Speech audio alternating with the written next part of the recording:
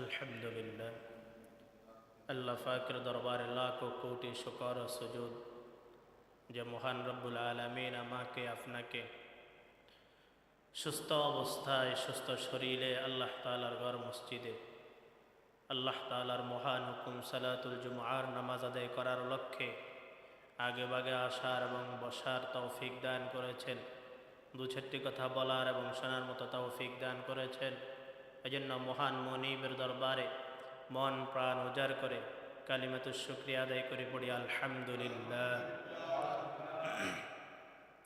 রব্বুল আলামিন আমাকে আপনাকে ভালোবেসে মোহাব্বত করে দুনিয়ার সমস্ত কাজ থেকে ফারেক করে, দুনিয়ার সমস্ত ব্যস্ততা থেকে ফারেক করে, দুনিয়ার সমস্ত ফেরেশানি থেকে ফারেক করে আল্লাহ তাআলার ঘর শান্তিময় জায়গায় আল্লাহ আমাদেরকে নিয়ে এসেছেন। এই জন্য আবারও পড়ি আলহামদুলিল্লাহ।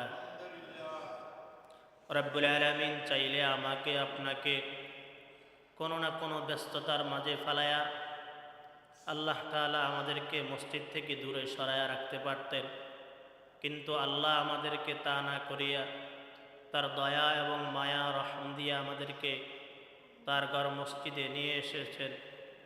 এটা আল্লাহ তাআলার দয়া ছাড়া আর কিছু হতে পারে না। আল্লাহ আমাদেরকে ভালোবাসেন, এতে কোনো সন্দেহ নাই। আমি আপনাদের সামনে কালামে হাকিম থেকে একখানা আয়াত, রাসূল আকরাম সাল্লাল্লাহু আলাইহি ওয়াসাল্লামের অসংখ্য গণিত হাদিস থেকে ছোট্ট একখানা হাদিস তেলাওয়াত করেছি। আল্লাহ যদি তৌফিক দান করেন আয়াত এবং হাদিসের উপরে দু চারটি কথা বলবো। সর্বপ্রথম আমাকে আমলের নিয়তে বলা এবং আপনাদের সকলকে আমলের নিয়তে শ্রবণ করার তৌফিক দান করুক। সকলে বলি আমিন। সামনে রবিউল আউয়াল মাস আসতেছে। কি মাস? রবিউল আউয়াল মাস। এই রবিউল আউয়াল মাসটা আমাদের সবার কাছে ব্যাপক পরিমাণ পরিচিত। 12 মাসের মধ্যে রবিউল আউয়াল মাস আমাদের কাছে এটা পরিচিত একটা মাস। এটা কি ভাই? পরিচিত একটা মাস। যেহেতু এই মাসের মধ্যে নবী মুহাম্মদুর রাসূলুল্লাহ সাল্লাল্লাহু আলাইহি ওয়াসাল্লাম আমাদের মাঝে তাশরীফ এনেছিলেন, অর্থাৎ রসূলের জন্মদিন, জন্ম এই মাসে হয়েছিল। এই জন্য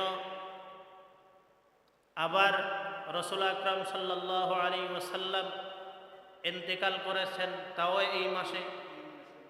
এজন্য এই মাসটা আমাদের কাছে অনেক পরিচিত এবং আলোচিত এই মাস, ঠিক না? রবিউল আউয়াল মাস আসলে আমাদের দেশে